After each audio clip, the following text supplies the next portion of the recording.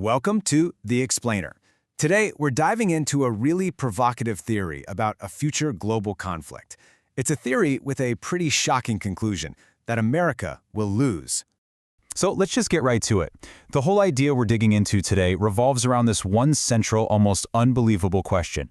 Could the United States, with the most powerful military on the planet, actually lose a war against Iran? It sounds kind of crazy, so let's break down the argument for how it could supposedly happen. Okay, so where is this coming from? Well, this theory is laid out in a video by a YouTube channel called Sine TV, which details the predictions of a man they call Professor Sine. And his core argument is that yes, America is headed for defeat. Now, our job here isn't to judge it, but to explain his argument piece by piece so we can all understand exactly how he gets to that conclusion. All right, first up, let's look at the core prediction that this entire argument is built on. It's a really bold, direct claim, and it totally sets the stage for everything else. The source doesn't mince words. It says, flat out, in this war, the world's greatest superpower, America, will be badly defeated. That's a huge claim, right? So you might be asking, why should anyone even take this seriously? Well, the credibility of the whole thing seems to hang on the professor's supposed track record. Well, according to Zim TV, the reason we should pay attention is because of this professor's two previous predictions that they claim came true. First, that Donald Trump would win re-election. Now, that is factually incorrect, but it's presented as true in the source material we're looking at. And second, that a conflict with Iran would start under his watch. So based on this alleged track record, the source says we should really pay close attention to the third and most dramatic prediction, that the U.S. will lose this war. So how in the world could this actually happen? The source argues it's because this isn't a traditional war we're talking about. The strategy isn't about beating armies on a battlefield, it's a whole different ballgame. And here's the fundamental shift in thinking that this theory proposes.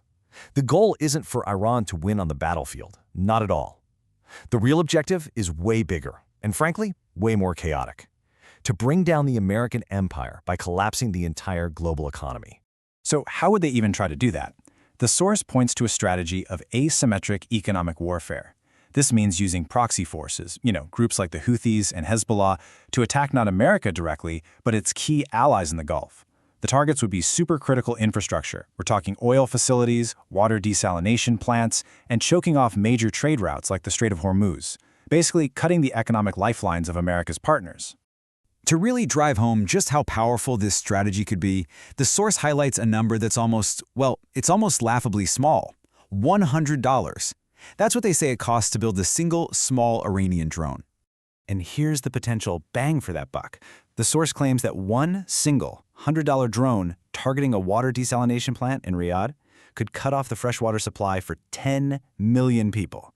Think about that.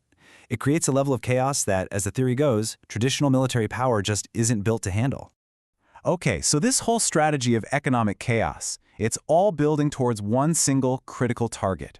According to the source, the ultimate goal is to attack America's Achilles heel, the petrodollar system. So what in the world is the petrodollar system? The source explains it as a cycle. First, Gulf nations agree to sell their oil only in US dollars, which creates this constant global demand for the currency. Then they take all that money they made, the petrodollars, and they pump it right back into the US economy. The source even claims this cycle is heavily funding the current AI boom, and it's this system that Professor Sine controversially calls a financial Ponzi scheme. So here's the linchpin. If Iran's strategy actually works and stops Gulf states from exporting their oil, that flood of investment into the US suddenly stops. The source claims this would immediately pop what it calls the AI bubble and trigger a catastrophic crash of the entire American economy. Now, this economic attack is only half of the strategy. The other half is all about the battlefield, arguing that for America, the direct military conflict is just financially impossible to sustain. Just look at this cost comparison.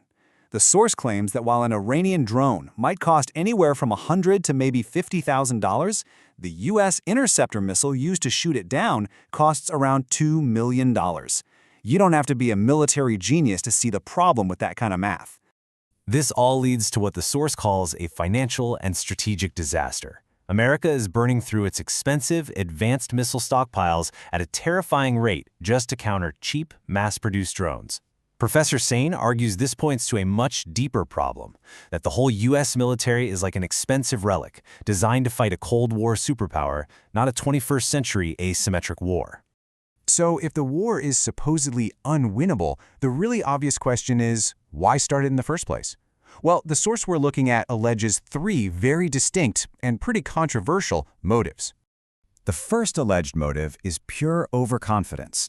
The second is personal gain, with the source pointing to some specific financial connections.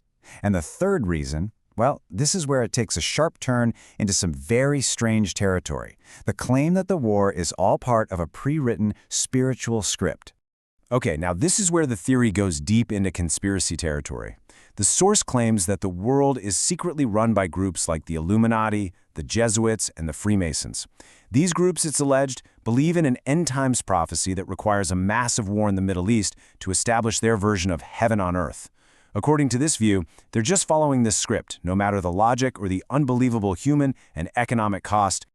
So after going through all these layers, the economic warfare, the military unsustainability, and these alleged secret motives, what's the ultimate takeaway from this really complex theory? The source's conclusion is a paradox.